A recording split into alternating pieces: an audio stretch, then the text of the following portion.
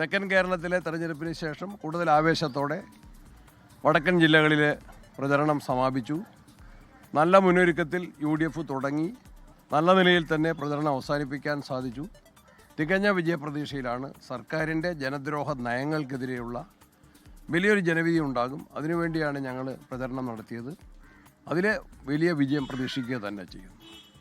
തെരഞ്ഞെടുപ്പിലെ ജനങ്ങളുടെ ചർച്ചകളിൽ ഏതൊക്കെയാണ് ഏറ്റവും പ്രധാനപ്പെട്ട വിഷയമായിട്ട് വന്നത് ശബരിമലയിലെ കൊള്ളയിൽ പ്രതികളാക്കപ്പെട്ടവർക്ക് ഭരണകക്ഷി നൽകുന്ന സംരക്ഷണമാണ് ഏറ്റവും പ്രധാനപ്പെട്ട വിഷയം.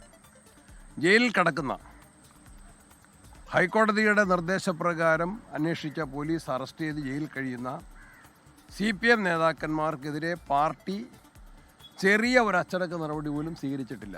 അവരെ സംരക്ഷണ കവചമൊരുക്കി അവരെ രക്ഷിക്കുകയാണ് ഗവൺമെൻറ്റും പാർട്ടിയും ചെയ്തുകൊണ്ടിരിക്കുന്നത്. കൂടുതൽ പ്രതികളുണ്ട്, ഉന്നതന്മാർ ഇനിയും വരേണ്ടതുണ്ട് എന്ന് ഹൈക്കോടതി വ്യക്തമായ പരാമർശനം നടത്തിയിട്ട് ആഴ്ചകൾ കഴിഞ്ഞിരിക്കുകയാണ്. ആ പ്രതികളിലേക്ക് എത്തിയിട്ടില്ല. തെരഞ്ഞെടുപ്പിനിടയിൽ അന്വേഷണം ആരോപിച്ചിരിക്കുകയാണ്. നഷ്ടപ്പെട്ട കോടിക്കണക്കിന് രൂപയുടെ സ്വർണം തിരികെ പിടിക്കാനുള്ള നടപടിയും സ്വീകരിച്ചിട്ടില്ല. ജനങ്ങൾ ഇതിൽ വലിയ പ്രതിഷേധമുള്ളവരാണ്.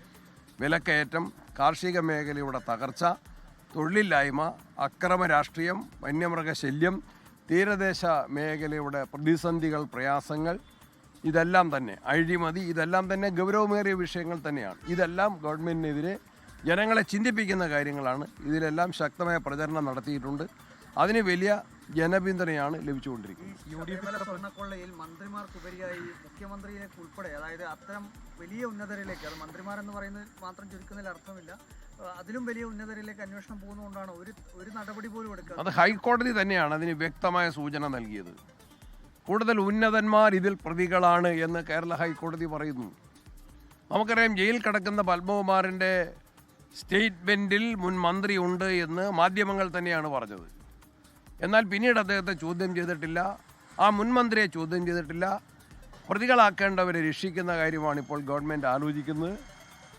പാർട്ടി നടപടി സ്വീകരിക്കാൻ ഭയപ്പെടുന്നത് പാർട്ടിക്കാരായ നേതാക്കന്മാരുൾപ്പെട്ട അവരുടെ പേരിൽ, പ്രതികളുടെ പേരിൽ, നിലവിൽ പ്രതികളാക്കപ്പെട്ടവരുടെ പേരിൽ നടപടിയെടുത്താൽ അവർ കൂടുതൽ കാര്യങ്ങൾ വെളിച്ചത്ത് പറയും, കൂടുതൽ നേതാക്കന്മാർ അതുവഴി പിടിക്കപ്പെടും എന്ന വലിയ ഭയത്തിലാണ് CPM ഇപ്പോൾ പ്രതികളാക്കപ്പെട്ടവരെ പോലും സംരക്ഷിക്കുന്നത്. പാർട്ടി നടപടി എടുത്തിട്ടില്ല. അത് വളരെ ഗൗരവത്തിൽ കാണുന്ന വിഷയം തന്നെയാണ്. ജനങ്ങൾക്കതിൽ പ്രതിഷേധവും ഉത്കണ്ഠയുണ്ട്. ലോകത്തെവിടെയായാലും ഏത് സമയത്തും 24 വാർത്തകളും ഓഗ്മെന്റഡ് റിയാലിറ്റി പാക്കേജുകളും എക്സ്പ്ലെയിനറുകളും വിശദമായി കാണാൻ ഞങ്ങളുടെ YouTube ചാനൽ നിങ്ങൾക്ക് സബ്സ്ക്രൈബ് ചെയ്യാം.